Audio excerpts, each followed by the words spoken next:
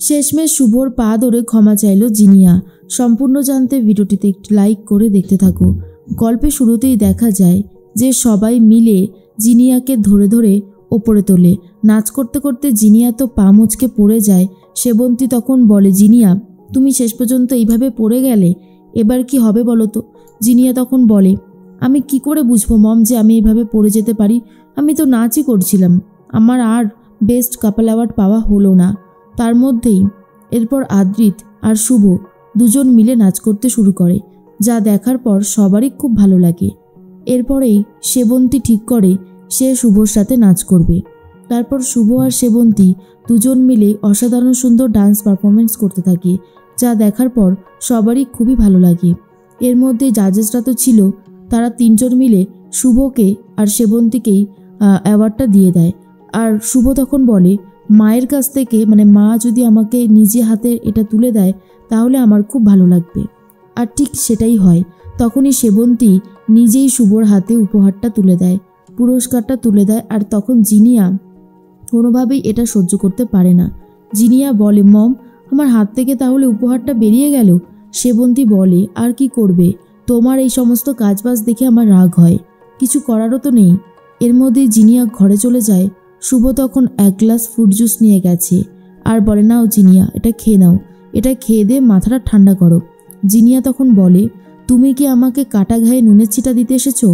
দেখো শুভ, আমার কিন্তু ভালো লাগছে না। শুভ তখন বলে, আরে বাবা, কাটা ঘায়ে নুনের ছিটা দিতে আসবো কেন, তুমি এটা খেয়ে নাও আগে। এরপর শরবতটা তো খেয়ে নেয়।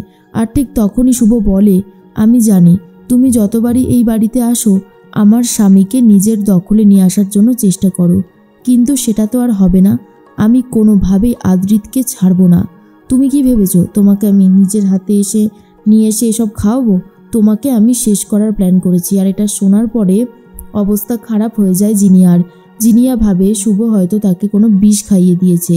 জিনিয়া কেমন একটা করতে থাকে আর নিচে চলে যায়, বলে, আমাকে বাঁচাও তোমরা, এক্ষুনি ডক্টরের কাছে নিয়ে চলো, আমার অবস্থা খুবই খারাপ হয়ে যাচ্ছে। সেবন্তী বলে, আরে কি হয়েছে, তুমি এরকম করছো কেন? শুভর পায়ে পড়ছে রীতিমতো জিনিয়া আর বলে, আমাকে ক্ষমা করে দাও শুভ, আমাকে মেরো না, আমি বাঁচতে চাই। আদ্রিত তখন বলে, কি বলছো কি জিনিয়া, শুভ তোমাকে মারতে চাইবেই বা কেন? কি হয়েছে আমাকে একটু খুলে বলো তো। জিনিয়া বলে, শুভ আমাকে পয়জন দিয়েছে। এরপরে ঠাম্মি তখন বলে, কি শুভ তোমাকে পয়জন দিয়েছে? এগুলো কোনোদিনও হতে পারে না, আমি কখনোই বিশ্বাস করতে পারবো না যে শুভ তোমার সাথে এই কাজ করেছে। তখনই জিনিয়া বলে, কিন্তু আমার সাথেও করেছে। এরপরে তখনই রূপক জিজ্ঞেস করে, এই শুভ কি হয়েছে খুলে বলতো। শুভ বলে, আরে কিছু না গো, বেলের শরবত দিয়েছি ওকে, যাতে শরবতটা খাওয়ার পর ও শরীরটা একদম ফিট হয়ে যায়। জিনিয়া তো রীতিমতো পায়ে পড়ে হাত জোর করে একাকার করে দেয়। তখনই সেবন্তী জিনিয়াকে বলে, জিনিয়া আমার মনে হয় তোমার এখন বাড়ি যাওয়াটা দরকার, চলো আমি তোমাকে বাড়ি দিয়ে আসছি। এরপর সাইডে নিয়ে যায়, বলে, এগুলো কী করছো, তুমি শুভর পায়ে পড়তে গেলে কেন? তখনই জিনিয়া বলে, কি করব, আমি বুঝতে পারিনি যে এরকম কিছু হতে পারে, আমি ভেবেছিলাম ও আমাকে মারার চেষ্টা করেছে। আর ঠিক তখন সেবন্তী বলে, ও কিছু করতে পারবে না, ওর সেই ক্ষমতা নেই, তুমি আমার চালটা বারবার ভেস্তে দিচ্ছ, যেটা আমার একদমই ঠিক লাগছে না। জিনিয়া বলে, শুভ তুমি আমার সাথে এরকম করলে তো কাল সকাল হতেই দেখো তোমার জীবনে ঠিক কী ঝড় আসে। সকাল হতেই বাড়ির বেলটা বেজে ওঠে।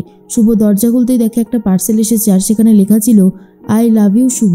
আর এটা দেখার পর যথারীতিভাবে হয়তো আদ্রিতই পাঠিয়েছে, একের পর এক সারপ্রাইজ দিতে চাইছে, কিন্তু না, ওটা যে আদ্রিত পাঠায়নি সেটা শুভ বুঝতে পারছে না। এমনকি জিনিয়া ভাবে, এবারে তুমি কি করবে, তোমার অবস্থা যে খারাপ হয়ে যাবে শুভ। কিন্তু শুভ নিজেকে ভাবানোর চেষ্টা করছে যে এটা কি আদ্রিত দিয়েছে নাকি অন্য কেউ, আর হাতের লেখাটাও বুঝতে পারছিল না শুভ।